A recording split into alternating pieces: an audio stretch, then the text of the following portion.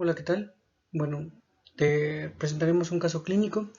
Tenemos un hombre de 30 años sin antecedentes médicos relevantes que es traído a urgencias por un episodio aislado de crisis comicial, tónico-clónica generalizada. Previamente había presentado cefalea craneal, vómitos alimentarios y fiebre de varios días de evolución, alteraciones en el estado de memoria con amnesia de evocación, alteraciones del ánimo con irritabilidad y ansiedad. En el examen físico destacó la presencia de fiebre de 38 grados y tendencia a la somnolencia, sin otros hallazgos, siendo la exploración neurológica rigurosamente normal. En cuanto a los signos vitales, se encuentran normales.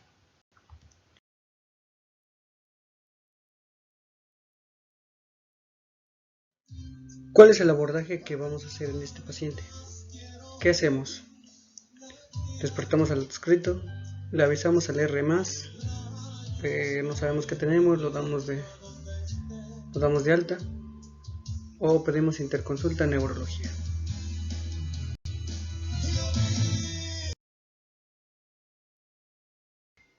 Hola, ¿qué tal? Mi nombre es Javier Serino, soy médico residente de tercer grado de la Unidad Médica Tlaxcala. En esta ocasión les hablaré de encefalitis. Previamente les he redactado un caso clínico. Esperemos que se cumplan los objetivos establecidos de esta plática y pues comenzamos. Bueno, los objetivos de esta plática son identificar las presentaciones clínicas de neuroinfección, los principales agentes etiológicos, los cuales pueden causar, en este caso, encefalitis, el abordaje diagnóstico y tratamiento. Tenemos que tomar en cuenta que la encefalitis también tiene poca incidencia, tiene aproximadamente de 7.8 a 13 pacientes de 100.000 son diagnosticados con encefalitis. Sin embargo, a pesar de que la cifra es baja, también se infradiagnostica, lo que aumenta con esto nuestra morbimortalidad. Bueno, a ver, en algunas ocasiones está confundido con un cuadro psiquiátrico. ¿Cómo se define la encefalitis? Es una inflamación del parénquima cerebral secundaria a una infección, generalmente viral, y bueno, lo que nos puede causar un síndrome encefalopático. Más adelante les voy a comentar sobre síndrome encefalopático, qué es lo que incluye y algunas de las alteraciones clínicas que tiene que presentar el paciente. Esta patología se considera como una urgencia médica por las múltiples complicaciones neurológicas y la discapacidad, y puede llegar hasta la muerte. No todo neuroinfección es solamente el diagnóstico de probable meningitis. Tenemos que ver más allá de solo un trastorno psiquiátrico o un trastorno psicológico a todos aquellos pacientes que llegan por una crisis conversiva o llegan con cambios del estado de ánimo o llegan con convulsiones. Tenemos que realizar un adecuado abordaje diagnóstico terapéutico. ¿Cómo vamos a abordar a nuestro paciente que presente alteraciones neurológicas? Tenemos que recordar que no todos nuestros pacientes son iguales. Tenemos que identificar y colocar nuestra atención en aquellos pacientes que presenten aparentemente trastorno psiquiátrico y investigar más sobre la clínica que presenta el paciente. En este esquema tenemos el síndrome meningio, la encefalopatía y la focalización. Dentro del síndrome meningio existe lo que es la meningitis aséptica y la meningitis bacteriana. ¿Okay? El síndrome de meningio está considerado como una lesión difusa, ¿okay? Lesión difusa del cerebro. La meningitis es una alteración a nivel de la leptomeninge, se considera crónica o aguda, crónica más de un mes. Y bueno, en la encefalopatía tenemos alteración del estado de alerta como principal característica, disminución de la conciencia o trastorno de la cognición. ¿Okay? Dentro de la encefalitis, la que se encuentra ya en medio y puede englobar a las dos, tanto síndrome meningio como encefalopatía, lo que la característica es un síndrome difuso, focal, en donde ya hay una alteración del déficit motor, puede haber alteración sensitiva o puede haber convulsiones. ¿Okay? Para el diagnóstico de encefalitis tienen que integrar alteraciones de irritación meningea, alteraciones a nivel del estado de ánimo y focalización. ¿Okay? Eso son lo que tiene que cumplir para ser una probable encefalitis. Las causas comunes de encefalopatía son las siguientes, solamente son alteraciones del estado de alerta, anoxioisquémicas, metabólicas, deficiencia nutricional, infecciones sistémicas, una lesión cerebral traumática. El paciente en este ejemplo de lesión cerebral traumática puede estar con pérdida del estado de ánimo, puede con deterioro neurológico y puede estar focalizado. Bien, se puede confundir con encefalitis, sin embargo con la clínica la descartamos, ¿ok? La etiología de encefalitis, tenemos la etiología del virus, que es de las más frecuentes. Generalmente está dada por citomegalovirus, virus del herpes simple y del VIH. Otra etiología que es la posinfecciosa, esta está relacionada a la vacunación. Se tiene que indagar en la previa vacunación en pacientes que presentan datos de encefalitis. Generalmente se presenta esta infección 4 semanas posterior a la vacunación o bien anterior de una enfermedad exantemática. Las no infecciosas son las vasculares inmunológicas, en las cuales se encuentra la encefalitis anti-NMDA. Okay, estas son una de las etiologías más frecuentes de la presentación para encefalitis. ¿Cuál es la fisiopatología de esta? Vamos a hablar específicamente de la infección vírica. Se dice que el virus se replica en la mucosa, puede ser genital u oral, migra por las terminaciones nerviosas. En este caso, si es una replicación a nivel de mucosa nasal, migra por la mucosa olfatoria hasta llegar por la parte orbitofrontal y llegar a depositarse, en este caso, en la región temporal. ¿Okay? Con esto tenemos a nuestro paciente. Tiene que presentar un síndrome encefalopático, que quiere decir que es un síndrome meningio con encefalopatía y focalización. Lo que nos puede presentar el paciente: alteración y fluctuación del estado de alerta y trastorno cognitivo y de la personalidad. ¿Okay? El cuadro clínico, aparte de ser deterioro neurológico, principalmente presenta en un 90% de los casos fiebre, cefalea en 80% de los casos, desorientación 70% de los casos, disfasia 60% y convulsiones. Esta presentación clínica es en menor de 4 semanas. ¿Okay?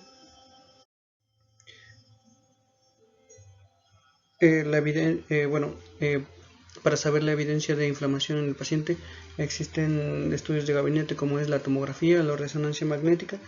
Dentro de la tomografía tiene una sensibilidad aproximadamente de 25 a 80%, el 30% de los casos es normal durante la primera semana. Algunos estudios de laboratorio, como es la citoquímica o el estudio del líquido cefalorraquídeo, el 5 a 10% es normal en la primera toma, sin embargo tiene que repetirse de 24 a 8 horas. Se tiene que repetir, no descartar completamente la infección, sino repetir la toma de la muestra en las 24 a 48 horas. El estándar de oro para el diagnóstico de encefalitis es la citología del líquido cefalorraquídeo. La principal característica de esto es un aumento de la celularidad que predomina en el neutrófilo. Se dice que aproximadamente tiene una sensibilidad de 96 a 98% con una especificidad de 95 a 99%. Cabe destacar que es una pleocitosis moderada que va de 5 a 1000 células, a comparación de la pleocitosis, que es severa en el caso de meningitis bacteriana o meningitis tuberculosa, que va más allá de los 1000, 5000, 10000 celularidades. Los polimorfos nucleares se encuentran por debajo del 60%, las proteínas son de 50 y 250, la glucosa se encuentra normal y la presión de apertura pues es normal en los pacientes con encefalitis. Otro marcador que nos podría servir es el PCR dirigido hacia virus de herpes simples y virus de varicela zoster. Tenemos un algoritmo en el cual si se presenta positivo y el paciente presenta inmunosupresión, si sí, se inicia con aciclovir por 21 días, repetir la punción lumbar y nuevamente PCR sobre el líquido cefalorraquídeo. Si sale positivo, continuar por 7 días más, y si no, pues suspender el aciclovir. En caso de que no sea inmunosuprimido el paciente, pues solamente el aciclovir por 14 días. Si el caso contrario, si en la punción lumbar la PCR sale negativo, o repetir PCR, como lo habíamos comentado, de 24 a 48 horas, realizar un electroencefalograma y una resonancia magnética. Si esto sale negativo, pues un diagnóstico alterno, suspender el aciclovir y reabordar con algún otro tipo de estudio, en este caso realizar una biopsia. Otro estudio de neuroimagen es la resonancia magnética. En la primera imagen, la más grande, es un corte sagital, es una resonancia magnética en modo T1, corte sagital. Vemos una hipodensidad en la zona del temporal, ¿okay? Y en el otro es un modo FLAIR, en el cual tenemos una hiperintensidad en el lóbulo temporal del lado izquierdo. Se dice que tiene una sensibilidad y especificidad del 90% para este estudio. Bien, otro apoyo diagnóstico es la aplicación de electroencefalograma. Aproximadamente el 80% de los electroencefalogramas salen normal. Sin embargo, sirven como apoyo para diagnósticos diferenciales en el caso de que probablemente se sospeche en una encefalopatía metabólica. En el siguiente esquema tenemos una parte del electroencefalograma que se ubica en el hemisferio izquierdo, en el territorio de la arteria cerebral media. Esas alteraciones o cambios en la onda se llaman PLETs. Los PLETs son descargas epileptiformes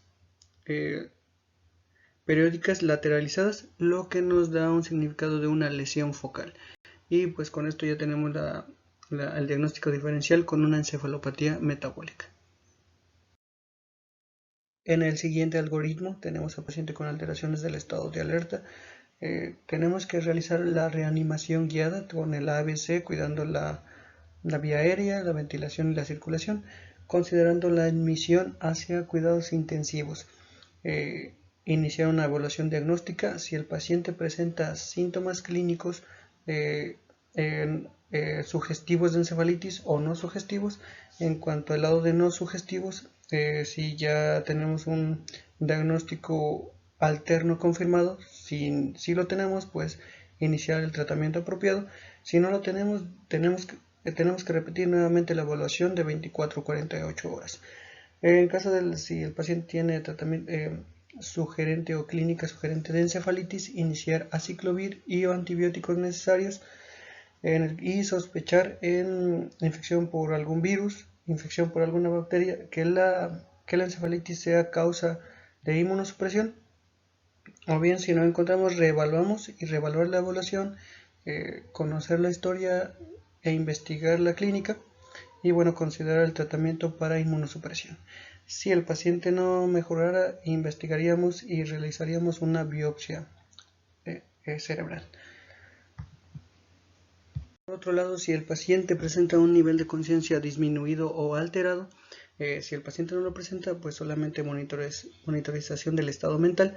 Si sí lo presenta, tenemos que tener tres vertientes. Si el paciente tiene evidencia de edema cerebral, sí, iniciar si progresa o no, iniciar el manejo médico. Si no progresa, si sí, iniciar el tratamiento médico con monitorización. Se puede utilizar la ventriculostomía, o bien si el edema cerebral es refractario al tratamiento, pues iniciar neurocirugía, intervención, hasta puede ser hemicraniectomía o lobectomía. En cuanto a la evaluación de si el paciente presenta o no convulsiones y estatus epilépticos, si el paciente lo presenta, eh, iniciamos tratamiento de las convulsiones y monitorización, así como un electroencefalograma.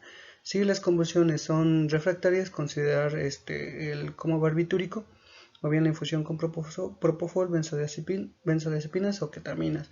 Iniciar la ventilación mecánica asistida para el soporte hemodinámico y neurológico. Y bueno, continuamos con la neuromonitorización con un electroencefalograma. En caso de que el paciente no presente convulsiones, pues evaluar otras causas de que el paciente presente encefalopatía y diagnosticar la etiología. Los tratamientos terapéuticos de uso común en encefalitis: si nuestro paciente tiene edema cerebral, se considera de uso la solución hipertónica, o bien salina hipertónica, o bien el manitol de 0.25 a 1 gramo por kilogramo.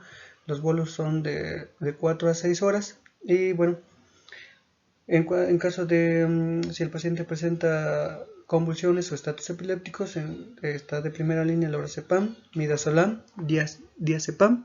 En segunda línea, la fosfanitoína, levetiracetam y el valproato de sodio. Y en tercera línea está el propofol y bueno, el coma barbitúrico.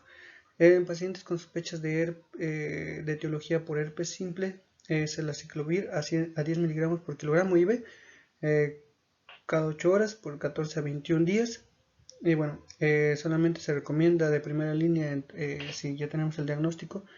En pacientes con encefalitis por autoinmune, pues se considera la metilprednisolona a 1 gramo IV por día por 5 días. Pues esas son las recomendaciones en cuanto a la clínica, el abordaje y pues el tratamiento de encefalitis. Les dejo aquí la bibliografía. Espero les haya servido la plática y pues gracias.